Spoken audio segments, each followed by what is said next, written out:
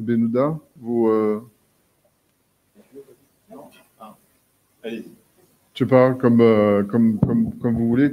J'ai un œil qui voit pas. Hein, donc, okay. Très bien. En tout cas, merci pour cette invitation.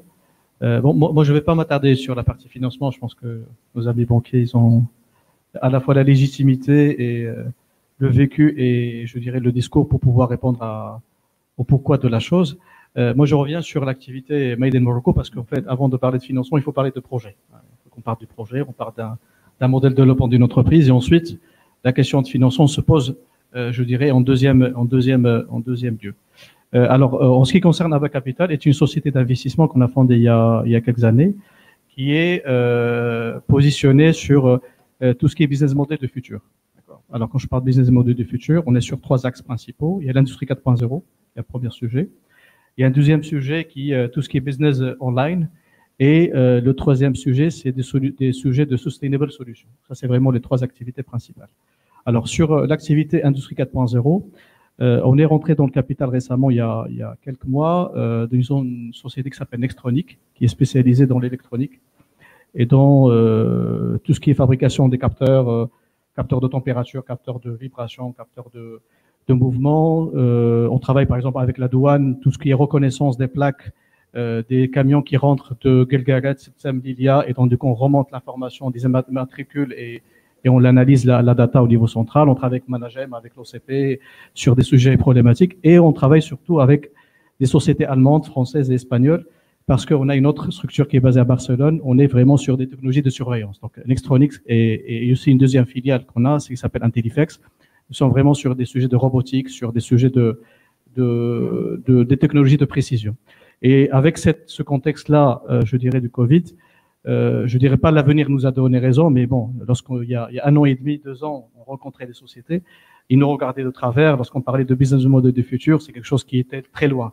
Sauf que ce contexte-là malheureusement du Covid a accéléré davantage à la fois la digitalisation, mais aussi l'usage des technologies.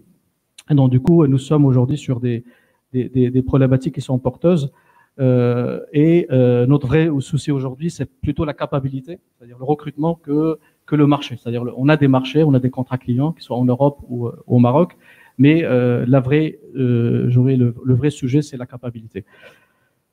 En ce qui concerne, donc ça c'est la partie industrie 4.0. Je reviendrai sur les autres activités. En ce qui concerne, par exemple, Nextronic, on était les premiers à fabriquer, enfin, nous sommes les seuls à fabriquer les thermomètres infrarouges marocains. Donc nous ne sommes plus dans un stade de prototypage. On est sur notre 3e série. Par exemple, il y a la semaine dernière, avec l'ouverture des mosquées le mercredi, les 5000 mosquées, c'est nous qu'on a livré les 5000 mosquées. Donc, c'était vraiment en 48 heures. Il a fallu produire 2500 thermomètres par jour. C'est 3 shifts, c'est 180 personnes. Donc, il a fallu recruter rapidement, investir, être agile, réactif, former les gens pour pouvoir en fait délivrer. Et ça, c'est quelque chose que alhamdoulilah, nous avons pu, je dirais, respecter en matière de délai qui était le mercredi parce qu'il a fallu ouvrir les 5000 mosquées en même temps.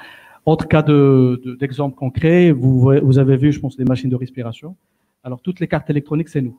Que ce soit la société qui est basée en fait au niveau de l'aéronautique, enfin la reconversion d'aéronautique en machines de respiration, les fameuses 500 machines de respiration, ou soit le prototype qui était fabriqué par l'OCP, toute la partie design des cartes électroniques, mais aussi la fabrication, parce qu'en fait, on a des lignes PCB, ce qu'on appelle pick and place. On importe des composants et ensuite, à travers la ligne, en fait, on fabrique ces cartes électroniques. Donc, le Made in Morocco, c'est là où on revient sur notre thématique, est un sujet qui est important. Effectivement, Monsieur le ministre l'a bien précisé, il y a 44 milliards de dirhams qui sont aujourd'hui importés. Il y a beaucoup d'opportunités pour pouvoir fabriquer au Maroc. Si je reste dans notre domaine d'activité qui est l'électronique, tout ce qui est autour de l'électronique, les télés, les téléphones, les machines de respiration, les machines de climatisation, les caméras de surveillance, vous avez autant de potentialités aujourd'hui qui sont ouvertes sur le marché, qui peuvent aujourd'hui être fabriquées au Maroc, et on peut être aussi compétitif. Je prends le cas de thermomètre. Si vous importez un thermomètre de Chine, il sera sur le marché à $30. Quand je dis $30, $25, voire même $22 distributeur et 400 dirhams, 450 dirhams sur le marché, nous sommes à 350 dirhams. Donc même avec la la Chine, on peut être compétitif parce qu'il y a de la valeur ajoutée, il y a de la technologie et aussi il y a les délais, parce que c'est important. Les délais je dirais, de livraison. Il y a aussi la partie douane. Et donc, dans cette Made in Morocco, il y a une vraie carte à jouer pour qu'on puisse relancer, en fait, contribuer au relancement de l'économie marocaine, mais aussi créer des JV, je crois beaucoup, avec des sociétés européennes, pour que le Maroc soit pas un pays que de main-d'œuvre, mais aussi d'ingénierie, parce qu'il y a des compétences qui existent au Maroc avec de la co-investissement. C'est-à-dire que moi, je pense qu'on peut être aussi compétitif en Europe. La preuve, c'est Intellifex.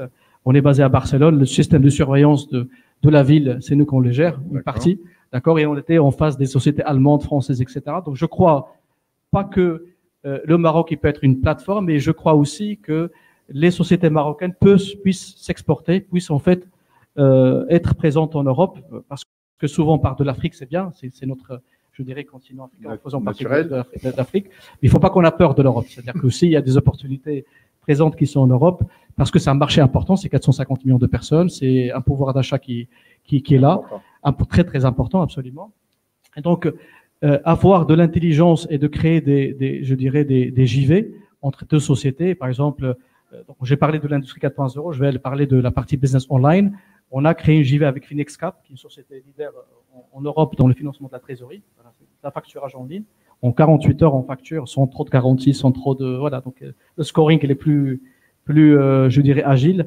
Et donc, on crée FinexCap Africa. Donc, ça peut être un exemple de montrer comme quoi que on n'est pas, lorsqu'on parle du Made in Morocco, ça ne veut pas dire le protectionnisme. Et donc, il ne faut pas qu'on rentre dans ce discours-là. C'est ce qu'il faut véritablement défendre. Made in Morocco, c'est certes mobiliser les compétences locales pour pouvoir, parce que face à des fermetures de frontières, on cherche de la résilience, on cherche de l'autosuffisance, que ce soit alimentaire, que ce soit technique, que ce soit sanitaire, ainsi de suite.